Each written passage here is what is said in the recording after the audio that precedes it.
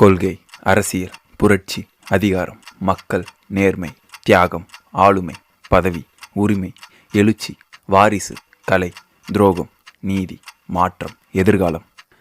இதெல்லாம் விட அரசியலில் ரொம்ப முக்கியமான ஒன்று பொய். மாதந்தோறும் 1000 ரூபாய் என்றால் அப்படின்னா 2 கோடியே 15 லட்சம் குடும்பம் இருக்கு. அவ்வளோ பேர் கொடுக்க முடியுங்களா? எவ்வளோ ரூபாய் வேணும்? அனைத்து குடும்ப அட்டைதாரர்களுக்கும் ஒவ்வொரு மாதமும் உதவித்தொகையாக ரூபாய் 2000 வழங்கப்படும். திராவிட முன்னேற்ற கழகம் ஆட்சிக்கு வந்ததுன்னா கண்டிப்பா நீட் தேர்வு ரத்து செய்யப்படும். விவசாய கடன் ரத்து செய்யப்படும்.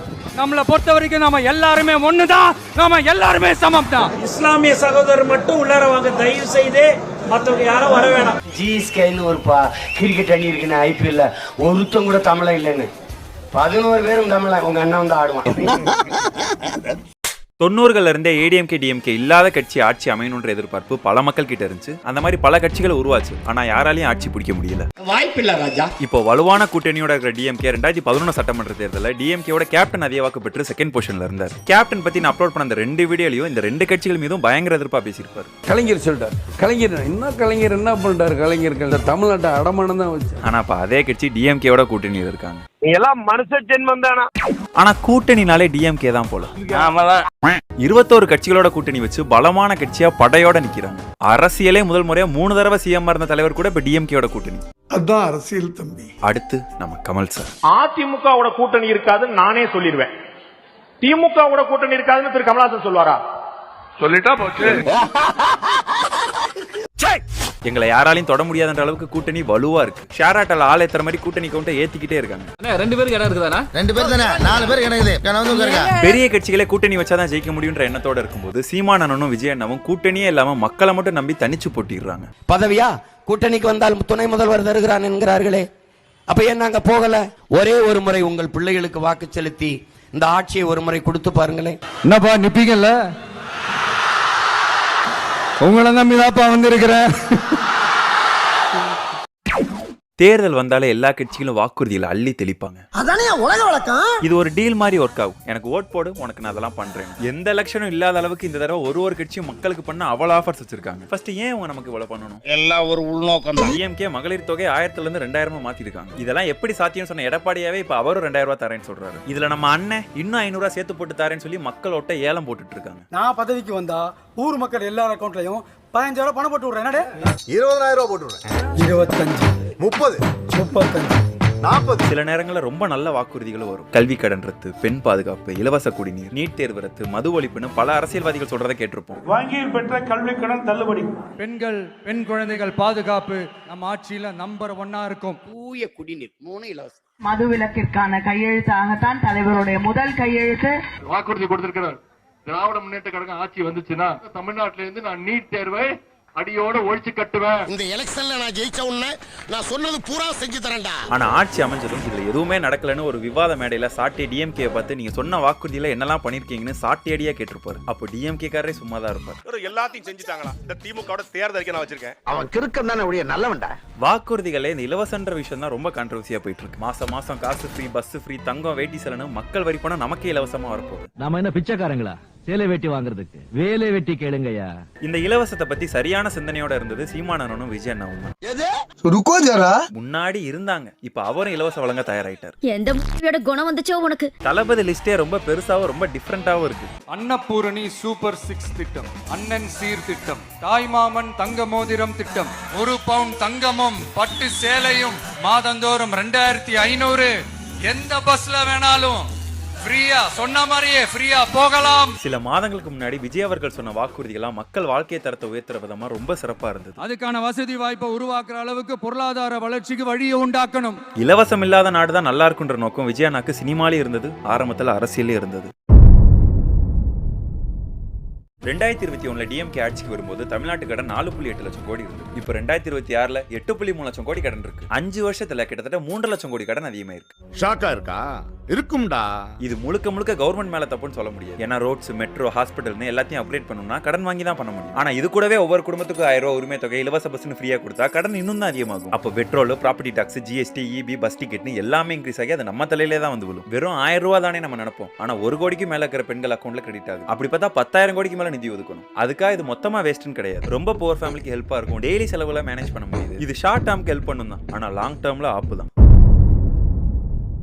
இதே மாதிரி போச்சுன்னா மக்கள் ஃப்ரீக்கு அடாப்ட் ஆயிடுவோம். டெவலப்மெண்ட் ப்ராஜெக்ட்ஸ்லாம் ஸ்லோவாகும். நமக்கு தேவையானதே நல்ல ரோடும், டெய்லி வர தண்ணி, நல்ல வேலை, குவாலிட்டி எஜுகேஷன், சிறப்பான மருத்துவம், இதெல்லாம் சரியா கிடைச்சிட்டா நமக்கு எதுக்கு 1000 ரூபாய் தேவையே இல்லை. அதை யாரால சரியா கொடுக்க முடியுமோ அவர் தான் சரியான ஆட்சியாளர். ஸ்டில் இன்னுமே தமிழ்நாட்டில் நிறைய இடங்கள்ல ரோடு வசதி இல்லாம, மின்விலக்கு இல்லாம, பஸ்ஸுக்காக ஏங்கி நிற்கிற ஊர்கள்லாம் இன்னும் இருக்கு. எங்க ஏரியாவுக்கு யாருமே ஓட்டு கேட்க வர வேண்டாம். அப்படி மீறி வந்தால் நாங்கள் யாரும் ஓட்டு போட மாட்டோம். தெருவில் வசிக்கிறவங்களுக்கு எந்த விதமான சௌகரியமும் கிடையாது. எங்களுக்கு ரோடு வசதிகள் இல்லை, லைட் வசதிகள் இல்லை. கஷ்டப்பட்டு வண்டி கிடைக்காது, அதனால நடந்து போறோம். யாருமே வந்து ஏத்தல. எல்லாம் இவங்கனால தானே ரோடு போட்டு அப்பதான் நாங்க போவோம். அந்த இடத்துக்கு 9 மாசம் ஆச்சு பஸ் வந்து. நாங்க டெய்லியும் நடந்துதான் போறோம். எங்களுக்கு வந்து ரோட சரி பண்ணி கொடுத்தா உங்க எலெக்ஷன்ல நாங்க ஓட்டு போடுவோம். இல்லன்னா அந்த வீதியா ஓட்டே போட மாட்டோம். நாங்க பெண்களுக்கு இலவச பேருந்து நல்ல விஷயம் தான். ஆனா அவங்க ஃப்ரீயா வரனாலே பெண்களுக்கு பஸ்ல மரியாதை கிடைக்கிறது இல்லை. இதனாலே எங்களுக்கு ஃப்ரீ பஸ்ஸே வேண்டாம்னு சொல்ற பெண்களும் அதிகமா இருக்காங்க. ஒரு பஸ் ஸ்டாப்லயுமே டிரைவர்ஸா இருக்கட்டும், கண்டக்டர்ஸா இருக்கட்டும், எந்த பஸ்ல ஏறவரவங்களும் மதிக்கிறது கிடையாது. பஸ் ஸ்டாப்ல ப்ராப்பரா பஸ்ஸஸ் நிக்கிறது கிடையாது. நின்னாலுமே ஒழுங்கா ஏத்திட்டு போறது கிடையாது. டிரைவர்ஸோ கண்டக்டர்ஸோ ஒரு லேடிஸ் ஃப்ரீ பஸ்ல, ஸோ அதனால எதுக்கு அவங்கள ப்ராப்பரா டீசெண்டா பேச மாட்டாங்க. என்னமா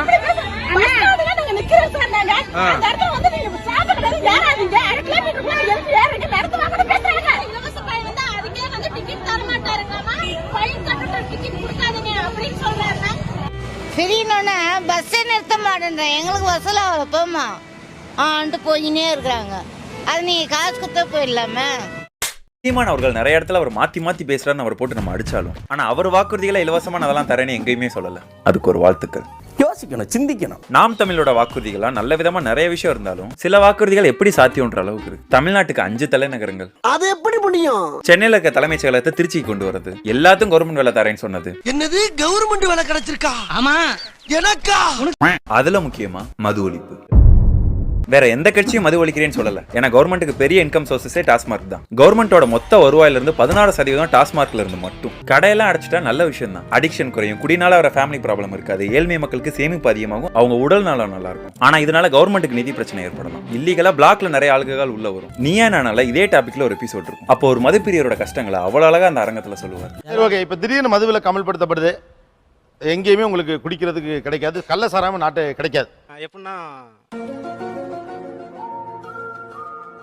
முடியல சார். இது மது ஒழிப்பு படிப்படியே கொஞ்சம் கஷ்டம் தான். ஆனா 2016 சட்டமன்ற தேர்தலில் ஜெயலலிதா அம்மா அவர்கள் மது ஒழிப்புன்னு வாக்குறுதி கொடுத்திருந்தாங்க. அதே மாதிரி பதவியேற்றதுக்கு அப்புறமா 500 கடைகளையும் அடைச்சு டாஸ்மார்க் குக்கிங் அரிசியும் குறைச்சிருந்தாங்க. மதுவிலக்கை கொண்டு வருவதில் நான் உறுதியாக உள்ளேன். தமிழகத்தில் 500 மதுக்கடைகளை மூடுவதற்கும் 500 மதுபான கடைகளையும் மூடியுள்ளோம். சில்லறை மதுபான கடைகள் திறந்திருக்கும் நேரத்தை 2 மணி நேரம் குறைத்ததுடன் டாஸ்மாக் கடைகளின் வேலை நிறுத்தை குறைத்து முதலமைச்சர் ஜெயலலிதா உத்தரவிட்டுள்ளதற்கு பெண்கள் வரவேற்பு தெரிவித்துள்ளனர். நாம கடந்து வந்த காலம். தேர்தல் வந்துட்டா எல்லாருக்குள்ளயும் ஒரு வன்ம மகன் இருப்பான். இவரெல்லாம் வன்மத்தின் உச்சகட்டம்.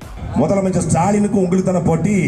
அப்ப முதலமைச்சர் ஸ்டாலின் நிக்கிற கொளத்தூர் தொகுதியில் ஏத்து நிக்க வேண்டியதானே, ஏன் அங்க நிக்கல? இவரை பத்தி தனியா பார்ப்போம். சரிங்க. நம்மள நிறைய பேர் அரசியல சோஷியல் மீடியா பார்த்தா கத்துட்டு இருக்கோம். இந்த தேர்தல்ல எந்த கட்சி ஆட்சிக்கு வந்தா நல்லாட்சி அமையுன்றத கமெண்ட்ல சொல்லுங்க. கமெண்ட்ஸ்ல அதிகமா எந்த கட்சி வின் பண்ணுதோ அவங்களுக்கு தனியா ஒரு வீடியோ பண்ணுவோம். ஆட்சியை மாத்திர பவர் நம்ம கிட்ட இருக்கு. சிந்திச்சு வாக்களிங்க. இதையெல்லாம் சால்வ் பண்ணா வறுமை போயிடும். வறுமை போயிட்டா ஓட்டுக்கு காசு வாங்குவானா? 1 பவுன் தங்கமும் தரமான பட்டு சேலையும். சேலை வெட்டி வாங்குறதுக்கு வேலை வெட்டி கேளுங்கய்யா. உங்களுடைய உரிமை தொகை 2000 ரூபாயாக உயர்த்தி வழங்கப்படும். வேலை வெட்டி கிடைச்சா சேலை வெட்டி நாமளே வாங்கலாம். அனைத்து குடும்ப அட்டைதாரர்களுக்கும் ஒவ்வொரு மாதமும் உதவித்தொகையாக ரூபாய் 2000 வழங்கப்படும். குடும்ப தலைவிகளுக்கு மாதந்தோறும் 2500 சொன்ன மாதிரியே கொடுப்போம். இந்த பிப்ரவரி மாதம் 5000 ரூபாயை சிறப்பு மகளிர் உரிமை தொகையா உத்தரவிட்டிருக்கிறேன். அப்போதான் நாங்க கொடுக்கிற 5000 ரூபாய்க்கு